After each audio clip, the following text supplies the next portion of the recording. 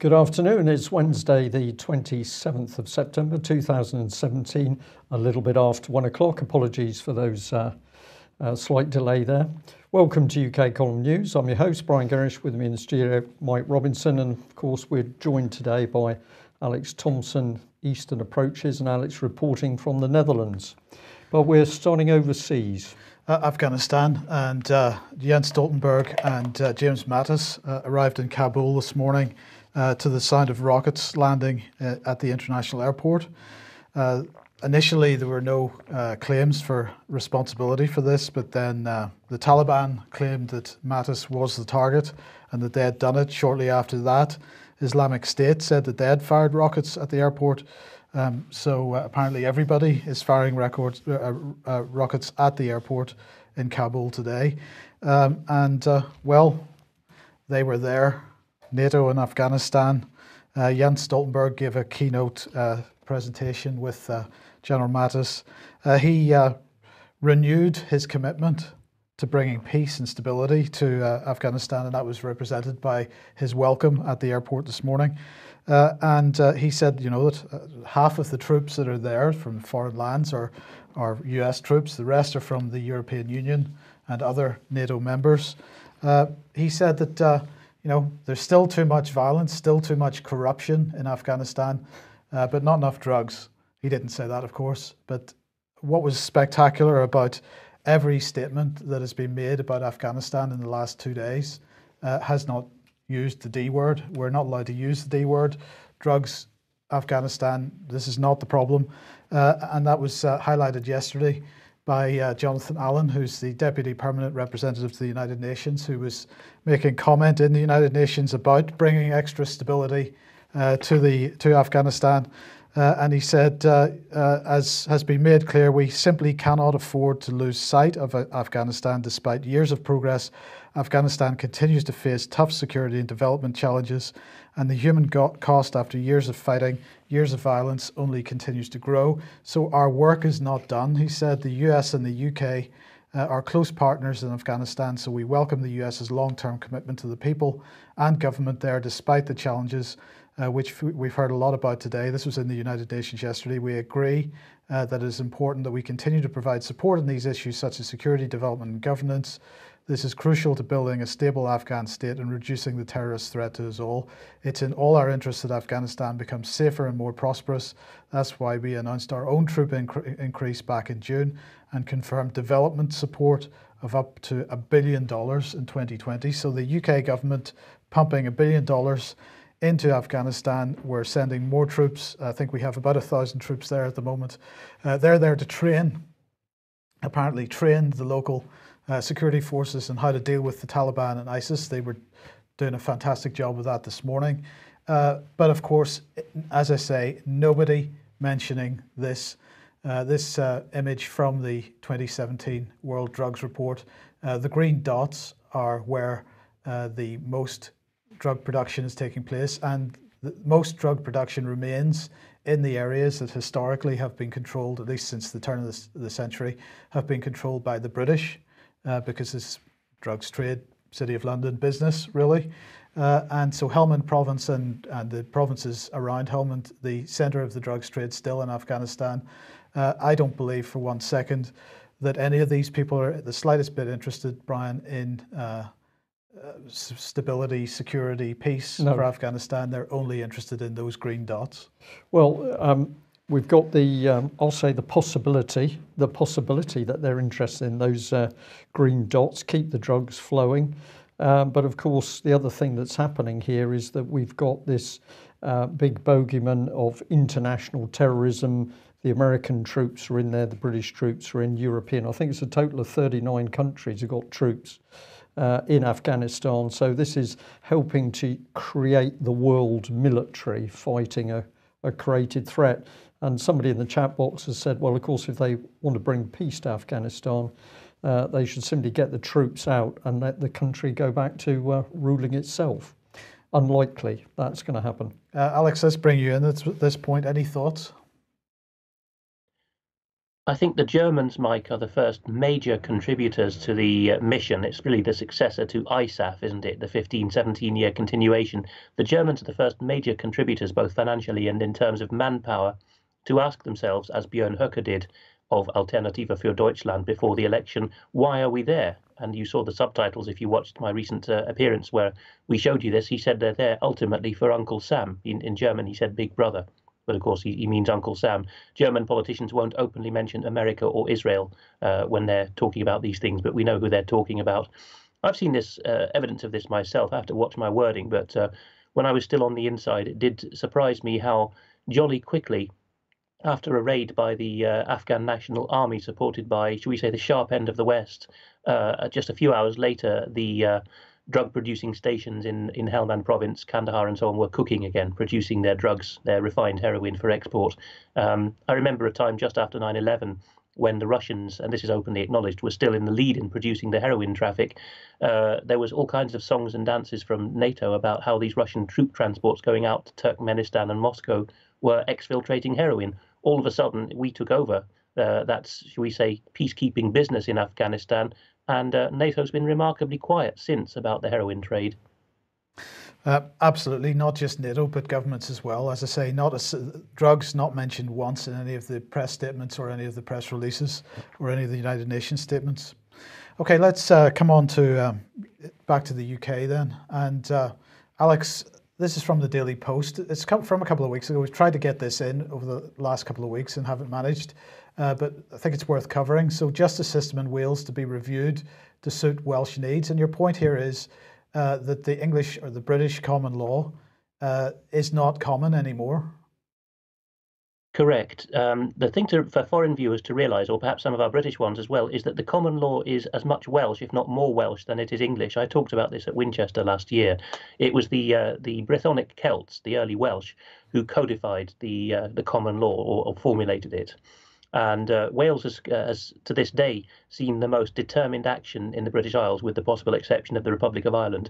Wales has been the centre of where they've been really keen to reinstate the common law. There's a common law court with a North and South Wales branch. They're quite active. And now Wales is splitting off because it's basically got the English language legal system. Okay, Welsh language is increasing in the courts, but basically it's English law in a smaller form. And as with other devolved jurisdictions, it's an excellent opportunity to commercialise and civil lawify the common law. So Lord John Thomas, the aptly named perhaps Lord John Thomas of Cwmgïedd, who's the top dog at the moment, the Lord Chief Justice of England and Wales, has in many speeches recently at the Legal Wales Conference, Cymru a Gyfraith and so on, he said Wales is an ideal opportunity to commercialise ourselves and flog ourselves as basically an arbitration court. So a lot of this is going on. Wales is going to be at the sharp end of civil lawizing, Europeanising our common law and selling it to the highest bidder, I'm afraid. Well, one of the highest bidders seems to be Russia. This is the Law Society, and they're pushing English Law Week 2017. It's entitled "The Law, a Noble Profession or a Just Business." Well, this is an annual event with Russian legal system. It alternates year on year with its twin event, which is called Russia Law Week. And that takes place in London. This year's conference, as I say, a noble profession or a just business, and for the first time it's taking place in Moscow, two Russian cities, Moscow and St. Petersburg, and they're covering such things as recent English judgments involving Russian and CIS parties, case studies of a claim in England involving Russian parties, international arbitration, competition law issues involving Brexit and EU regulations, business as usual, they call it, current models and trends in the organisation of law. They're talking about recovering assets through bankruptcy and liquidation, keeping the profession noble in the current regulatory framework. Is it fit for purpose? And so there's nothing there about the common law. There's nothing there about English law. In fact, it's all about commercial law. It's all about bankruptcy and English law becoming an attractive place for Russian people to bring lawsuits. They're setting out their shop store, it seems. Yes, Mike, this is pretty complicated stuff because international law has several branches and they've actually got names like international private law, for example, and international public law. Well, international private law is basically where there are international aspects to a family dispute, such as child custody or divorce. Or assets going to part of the family. And all of these are very attractive to Russian oligarchs and other well-to-do Russians who have come to London. And they came there for common law reasons in the early 2000s, security of investment, security of private property, which they didn't have in the post-Yeltsin years in Russia. But I'm afraid that a lot of these companies are actually shells for British companies. The Russians have got wise to some of this, and a lot of this bad money has sloshed back into London. It was city money in the first place, and New York money, and there it's just that the people fronting up to the judge have got Slavic surnames that obscures it. But basically, it's a way of privatizing some of the West's own business, and that we're doing this to ourselves essentially. But a lot of if people are aware of Eugene Lukyanenko, for example, a Russian father in Medway in Kent, and his custody battle for his son on Facebook, very active. A lot of these Russians are cute to this now, and they've realised that the English are offering them no security of law in the current system. Yeah, indeed. Okay, well, something else which isn't being offered by the current system, it seems increasingly, is the right to life. And we know that following the Parsons Green situation, there were suggestions that SAS with troops with undercover SAS troops with a shoot-to-kill policy would be sitting on the underground. Well, today we seem to have more evidence of the police getting a bit trigger happy in this country. Now, for foreign viewers and listeners, of course, Britain traditionally in a common law jurisdiction has had an unarmed police force. The police have not, it hasn't been a requirement for them to be armed. They seem to have done a very good job over the years as a general rule without carrying guns around. But suddenly in the last 10, 15 years, we seem to be carrying guns as a matter of course. And Brian, we know that on the road from Plymouth to Bristol and further north, which is mainly the M5, police are running around with multiple weapons in their cars, and today they seem to have been used. I'm not sure whether the person who's been shot by the police is alive or dead. He was being treated at the scene. But people describing the police as having effectively run this guy off the road and then shot through the passenger window up to 10 times. 10 times. So Yes. that's 10 times is not controlled, because either that's a short automatic burst, which seems remarkable in the circumstances. I think actually it was multiple shooters. Oh, multiple shooters. Yes. Right. It wasn't sufficient for one policeman to be armed. We need multiple police armed. And I know we don't know a lot about this incident at the moment, but from what we have heard, I believe that it doesn't appear any sort of warning was given by the police. No that suggestion they of backed one? off the car and then opened fire. Yeah. Well, before we bring Alex in again, I just wanted to bring this gentleman back up on screen. This is Sergeant Harry Tangy from Devon and Cornwall Police. No suggestion that he was involved in this incident whatsoever. But our simple point is that this man, as one of Devon and Cornwall's armed police constables, seems to be incredibly gung-ho with his attitude to weapons. And if we go from his Twitter page into this one, which is some of his images of himself, what we were pointing out in a recent programme with Ian Crane, and we've also talked about it on the UK column news, is that you get the impression that policemen, presumably policewomen as well, who volunteer for the armed section of the police, are increasingly gung-ho. You almost sense they've got toys and they want to play with those toys. And what I mean by the toys are the automatic weapons. So here is an image by a Devon and Cornwall armed police officer. What do I get out of it? This man loves the role. I think that he and other police officers, they've been told, of course, that arms are the last resort. I think some of them are itching to use these weapons. I'm probably being unkind, Alex. You're there in Holland, and of course, Dutch police have been armed for many years. Well, I was just going to ask Alex, actually, what happens when you ask if you've got a police force which is generally unarmed, and you ask for volunteers for an armed section? What type of people are going to volunteer for that? Well, there's a book that will answer that question. It was a book which had to be burned twice because the Polish secret police came to the door. And on its third rewrite, it managed to get published in the West. It's called, if I can remember the title now, Political Ponerology. Poneros is the Greek for evil. So it's the first scientific study of evil and psychopathy by a Pole called Lukaszewski. And he identifies this. He lost his statistics in the 2 times he had to burn the manuscript. But there was a group of them in Poland that were actually working out what kind of thugs floated to the top in a system that promoted violence. Very different from a mass armed constabulary like anywhere in the United States, or in fact in most countries in the world, barring the likes of Iceland and Japan and so on. If you've got a universal armed constabulary like in the Netherlands, then people come along. Most of the Dutch police men and women never have to draw their service revolver during their working lives.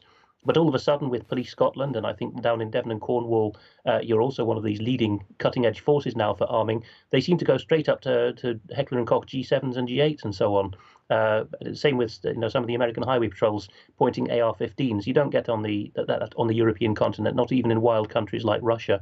It's a disciplined draw of the service revolver, and of course, as long as you stay inside the car, you're not going to be a threat to shoot someone outside it unless you roll the windows down. So those are the protocols the continent has. Here we seem to have just gung ho. I'm sorry to say, the body's not yet cold. It seems heartless to say it, but this is very bad stuff.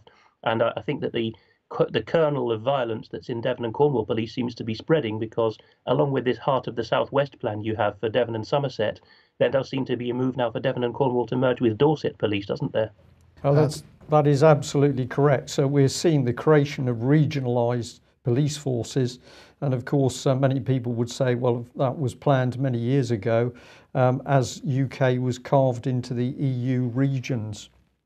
Yes, I believe somebody in the chat box has said that the person that was shot has actually died. So this, I guess the IPCC will be involved straight away. There'll be an investigation. I'm sure it'll be up to their usual standards. A cover-up. Yes.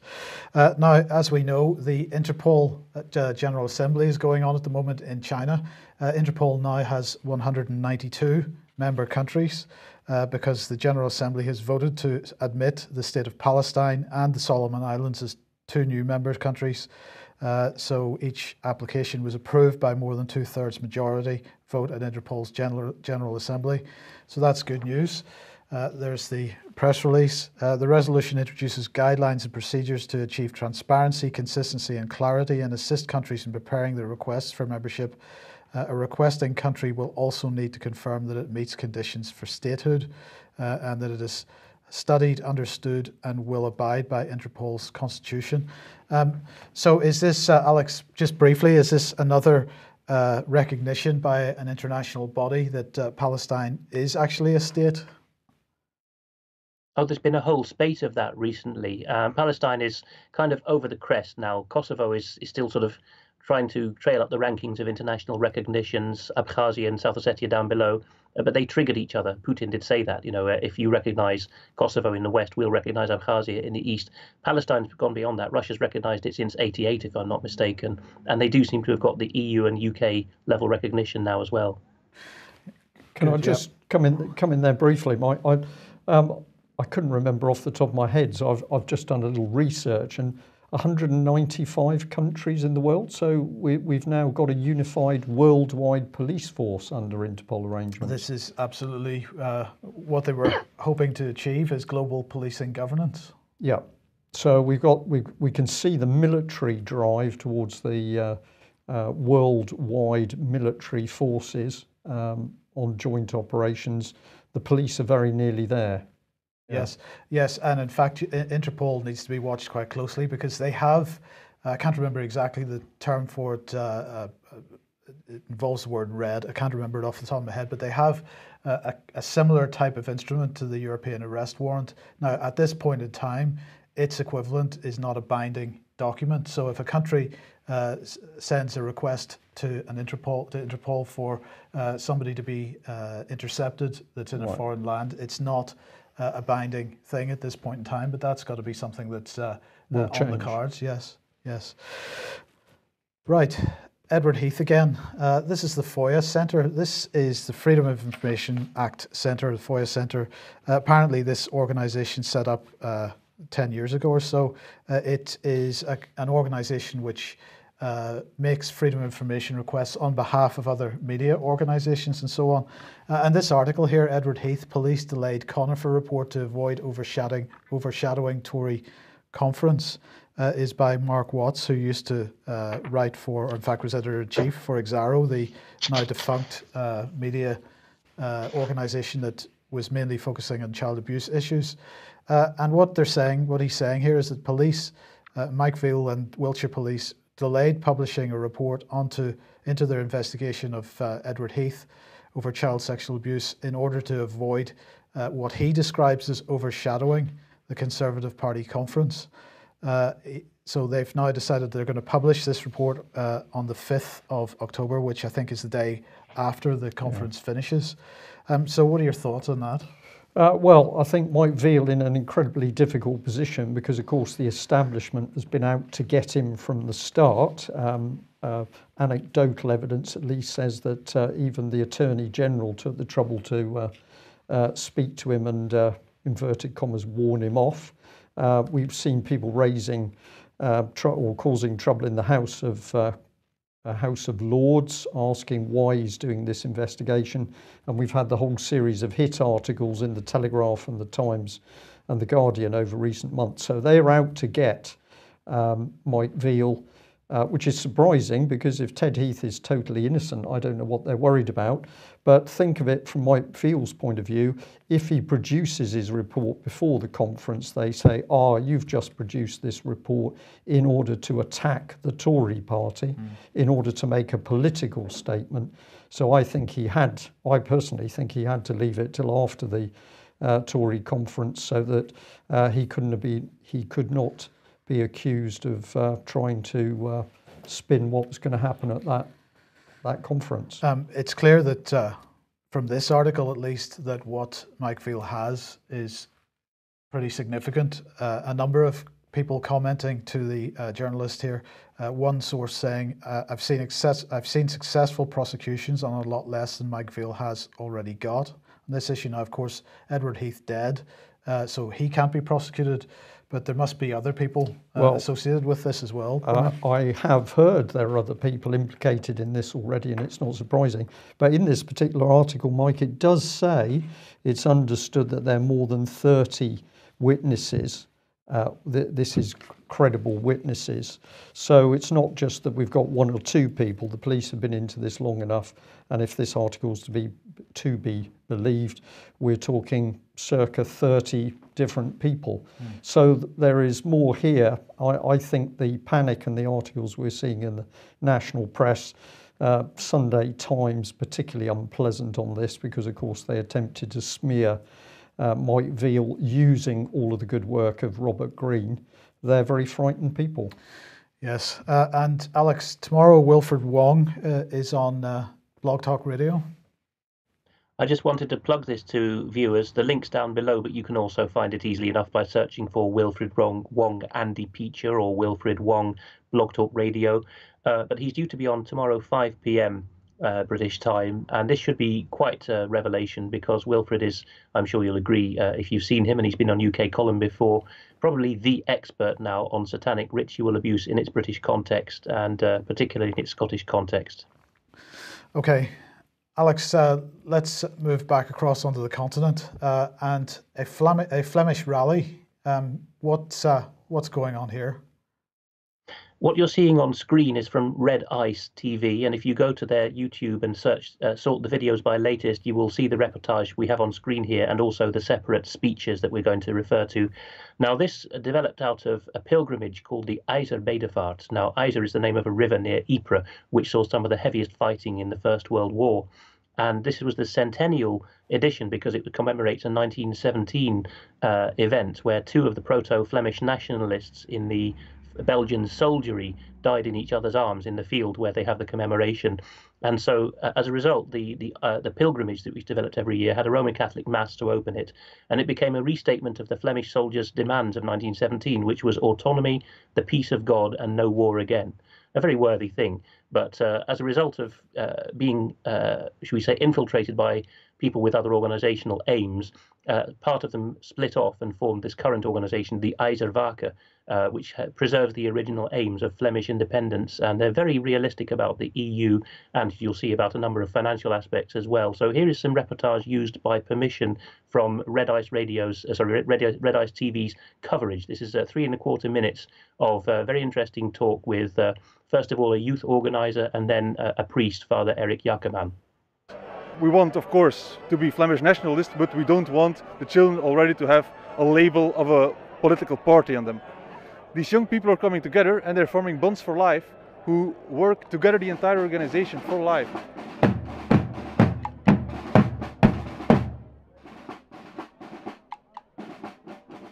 To be honest, I am finally a dissident in the Catholic Church. But because in the Catholic Church there's a big problem. There has been an infiltration by secret societies who want to the world government and install world tyranny, and they must control the Catholic Church. They have the infiltrated church, but because the church has a divine promise to survive, it is, between brackets, the only entity in the universe that has a divine promise of survival. I am faithful to the roots of the Catholic Church, and so I'm in conflict with the infiltrators who focus the top of the church. So how do you think the current church leadership and the Pope would look at events, nationalist events like the IJzerwake, which for our viewers, IJzerwake translates to Iron Mass or Wake of Iron. It is a church service remembering soldiers. Yes. It is a church service, but it is referring to the soldiers who died in the First World War, Flemish soldiers who wanted to continue their culture and their language and their faith, and they were thinking about what are we fighting for? Because we are fighting against the Germans, but for the Belgian Republic, but the Belgian Republic is Freemason. In our own country, we claim the right to speak our own language, to live our own culture, and to keep our own faith, because the governments opened the frontiers. So it is our own leadership that is the cause of the problem, not the Islam. The Islamists, not themselves. Yes. But they have been invited. They have been invited to come here, and they are paid, and they have a good life here, and therefore they are here. So I don't blame them as on that aspect, but the people who are really guilty is our own government, yes. And our government is tired by forces behind the curtains, because the government has, as you know, impayable debt to the banks, Yeah. and so the bankers are ruling the world. And the bankers are these same people who want to install their government all over the world, and therefore they want to control the church, and they want the Islam to come in our countries to destroy Christianity. So there we go. That's a more perspicacious clergyman than I think I've ever heard before, and I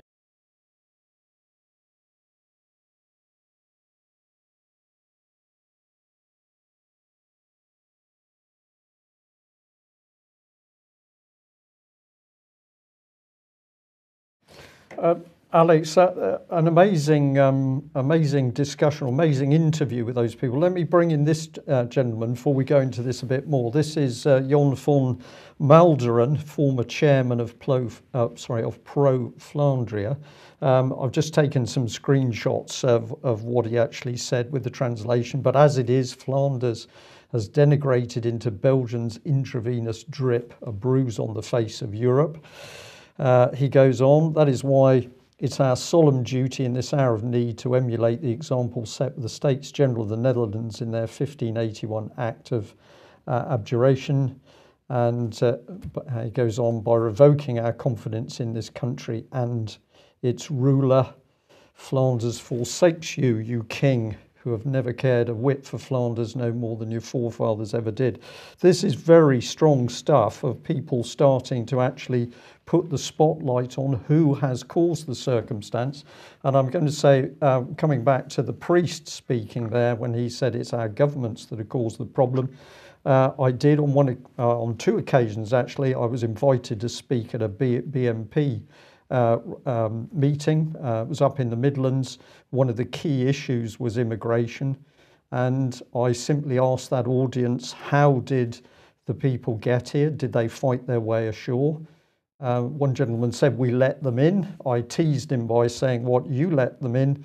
And he said, no. Eventually we pinned it down to the fact that the decisions have been made by our politicians without consultation. So very important that the priest there says that he doesn't blame the newcomers to his country, but he does point a finger at the controlling government.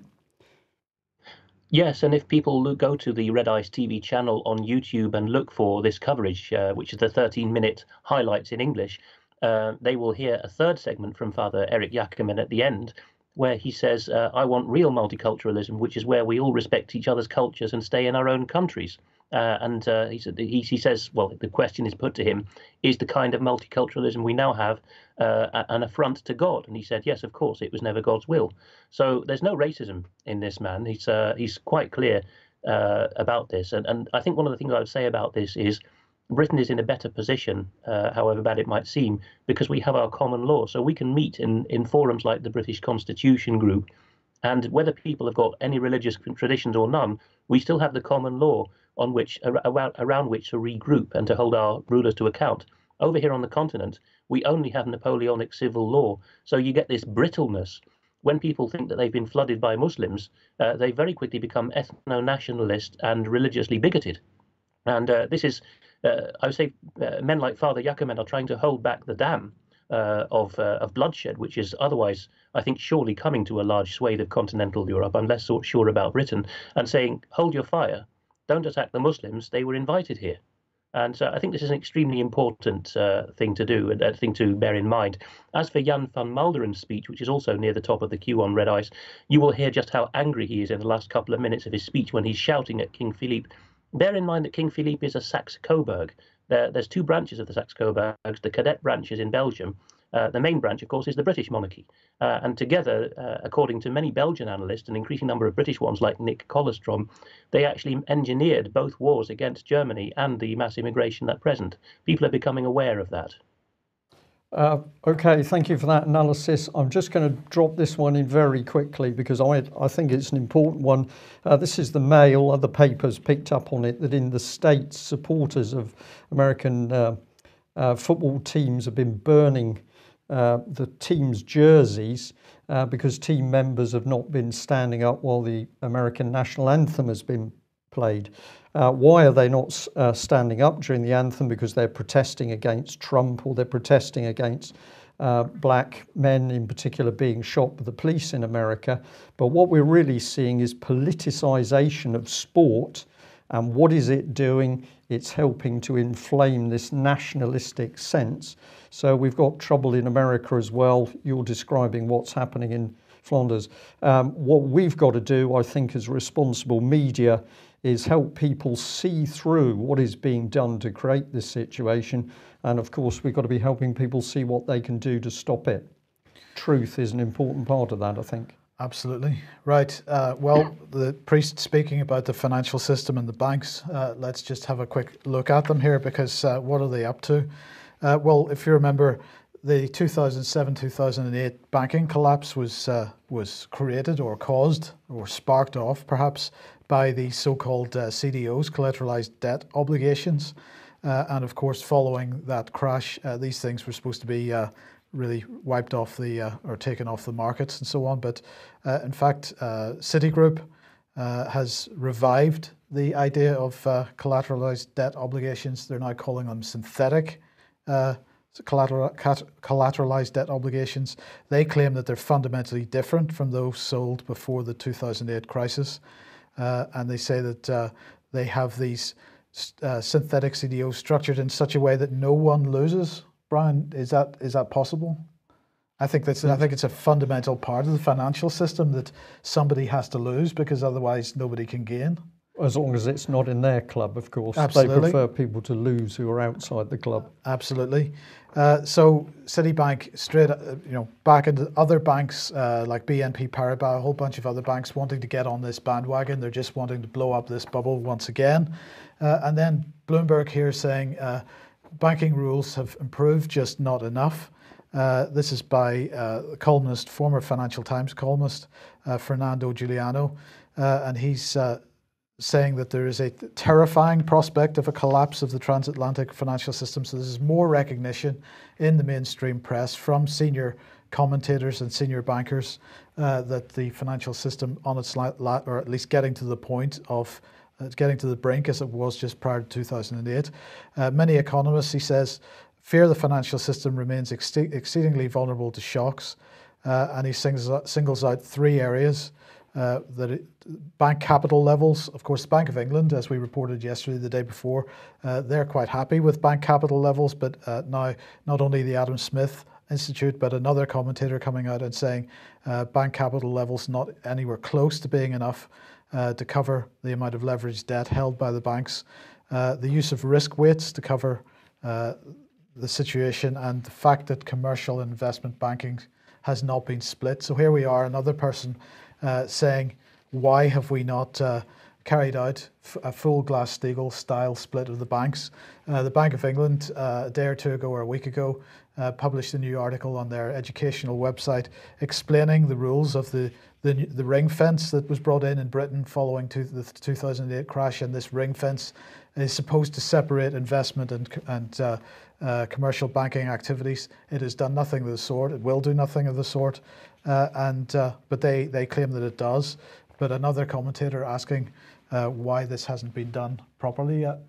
Because it will break the party up, Mike. Yes.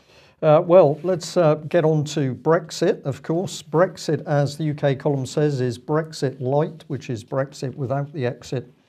And here's Macron, who's suggesting that there can be some changes in the EU so that if Britain leaves, we'll be able to be back in the new streamlined EU. Interesting graphic there. I don't know whether we're celebrating Satan or that was just a flash of the camera at an inappropriate moment. Yeah. But what's the text got to say? Well, it's Britain could return to a multi-speed European Union once it's undergone sweeping reforms. I think I'm not clear whether they're talking about Britain or the European Union there. Thank you, Mike. Yeah, it's a little bit ambiguous, and I think therefore it's true because but it's going to happen both sides of the line. But can I just mention once again, David Cameron's agreement back in 2016 was about Britain's relationship with the European Union once the European Union had been reformed. So here we've got more evidence that that's exactly what's going on. Was being played out. Yes. So there was a little flyer in the middle of this. It says, in a few years, if it so wishes, Britain could regain its place in the EU. So we're not out, we're out, but we could always be back in again if we do come out, which we don't think is going to happen. So we're going to put this in that, of course, how does this European system work? Well, it's not just agreements at government level. The EU's got tentacles operating in UK.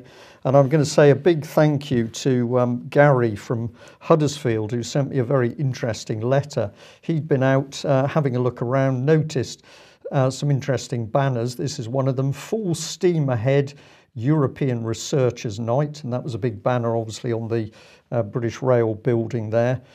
So we say Brexit, what Brexit? Because the EU is still buried and at work in Britain. Here's another one of the flyers for that. European Researchers Night is back, and all of this is part of £80 billion worth of EU money, which leads on to what they call, sorry, that should be a Horizon 2020, which is funding which is from 2014 to 2020. This is all about integrating the EU into the very fabric of any society, get your young people. There's no money, but there is 80 billion in this case. And there's a bit more. This is all being done with the University of Huddersfield, and we say unless we get these EU tentacles out, we are never going to leave the European Union. Is Corbyn going to do it, Mike? Well, I don't know, but he's certainly getting attacked at every opportunity at the moment. Labour Party conference going on at the moment, of course. And apparently there was a Labour Friends of Israel meeting held last night. Now, of course, Jeremy Corbyn, a supporter of the Palestinian cause, so he decided not to attend. He did send a statement to be read out at the event, but apparently lots of people in the audience shouting or asking, where is he? Why isn't he here? And lots of angst from the audience about the fact that he wasn't here. Right, let's move on to just a quick reminder, AV 8.1, taking place on Sunday the 8th of October, 11 to 6 p.m. in the Connaught Rooms. You'll be speaking at that. Yeah, do you know what you're speaking about, I Jez? do. I'm going to be talking about thought leadership, which of course is where the policy is all coming from, which is causing the trouble in the first place. So we're back on the subject of language and the manipulation of language.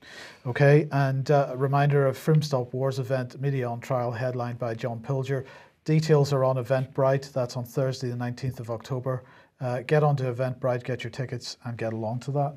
Excellent. Media on Trial. We're just going to recap here. A little while ago, a couple of days ago, we said we were fascinated by the new style of the BBC article. They were talking about the missing airmen, and we said this is almost like a docudrama, but in writing. Very weird layout, very glossy and annoying images, and you didn't know whether you were watching or reading something that was real or whether this was indeed a sort of docudrama. Now, you said that you'd be happy to comment on this a bit, Alex.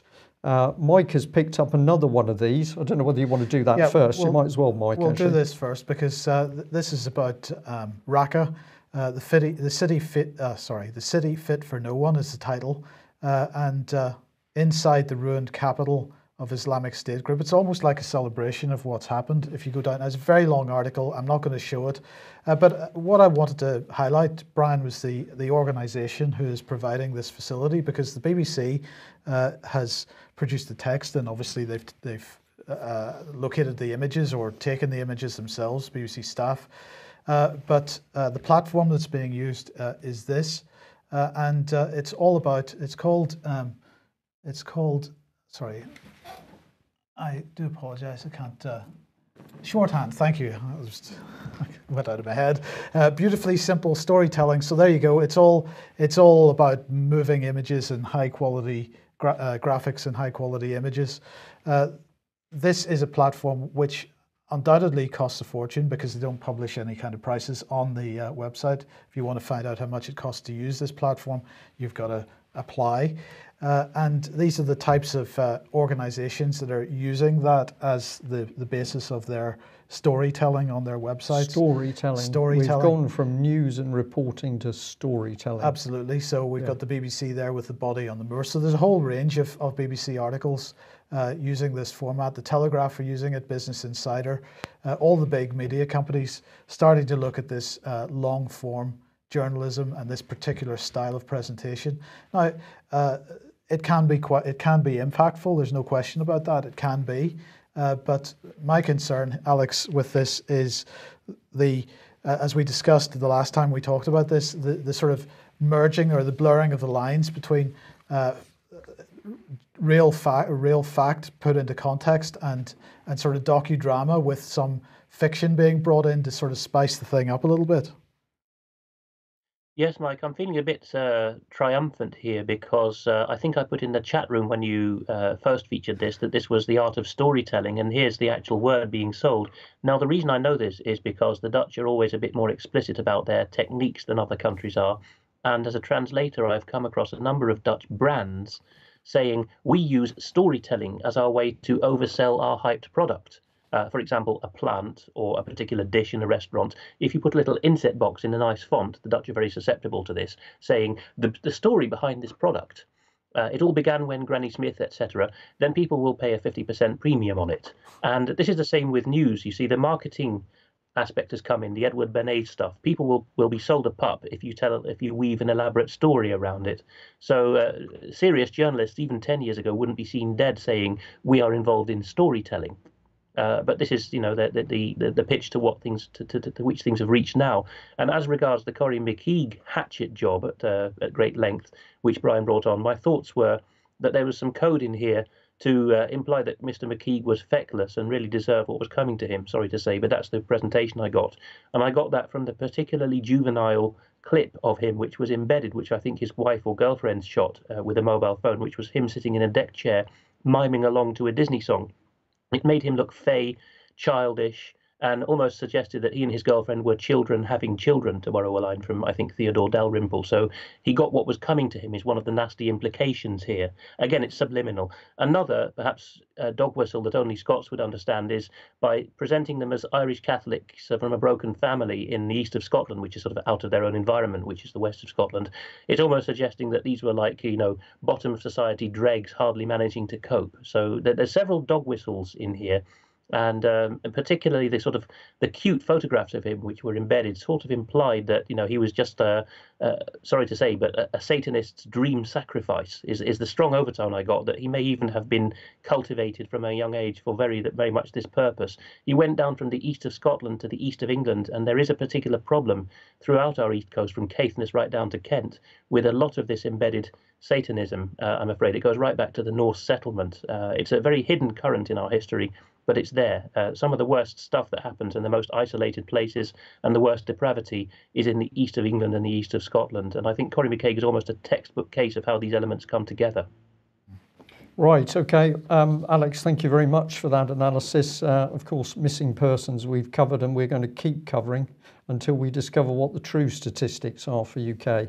That's it for today's news. Thank you very much for joining us.